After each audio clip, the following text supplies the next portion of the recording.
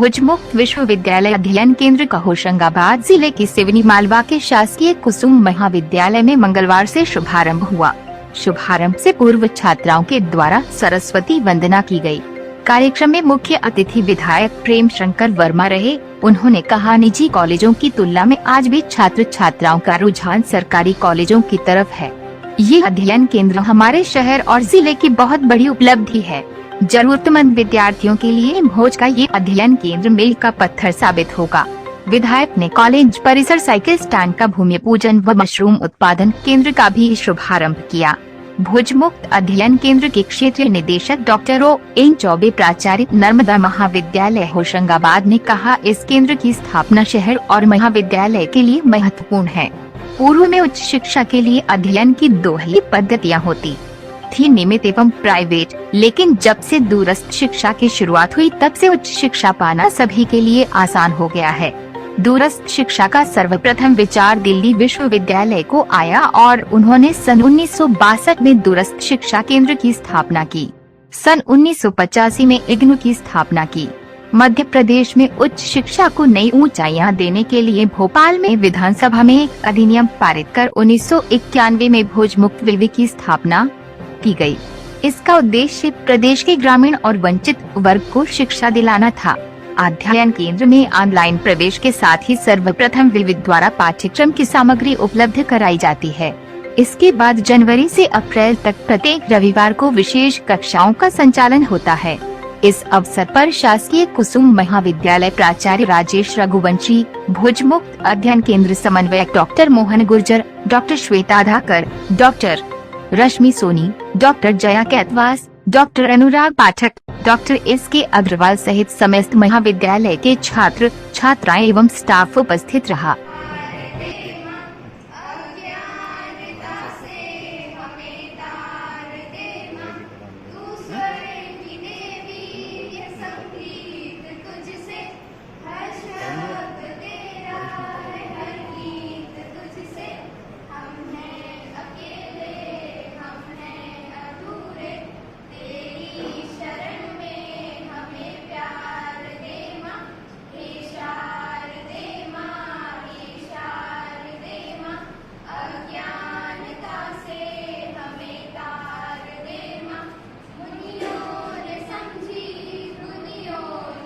शुभकामनाएं। हमारे कुसुम महाविद्यालय ने जो मशरूम प्रशिक्षण केंद्र की शुरुआत की है, उसके लिए भी उनको बहुत बहुत बधाई। यहाँ पढ़ने वाले अधिकांश विद्यार्थी शिक्षा ग्रहण तो कर ही रहे हैं, लेकिन खेती कृषि से जुड़े उनके व्यवसाय हैं और मशरूम उत्पादन की जो शिक्षा यहाँ दी जाएगी, उससे हमारे विद्यार्थियों को, छात्र छात्राओं को मशरूम उत्पादन के बारे में सीखने को मिलेगा, जो उनके लिए बहुत आगे चलकर भी उपयोगी होगा, उनके कृषि के कार्य में भी उपयोगी होगा। आप हम सब जानते हैं कि मशरूम में हाई प्रोटीन होता है और जीवन के लिए जो बहुत ज़रूरी है, और ऐसे मशरूम की खेती करने का जो प्रशिक्षण दिया जाएगा, वो वाकई में उनके लिए जीवन में उपयोगी होगा। इस बात के लिए मैं प्राचार्य महोदय को और सभी हमारे जो लेक्चरर हैं सभी को, छात्र छात्राओं को, सभी को बहुत बहुत धन्यवाद देना चाहता हूँ। आप इस मशरूम उत्पादन के बारे में सीखेंगे, इसके लिए आपको बहुत बहुत धन्यवाद।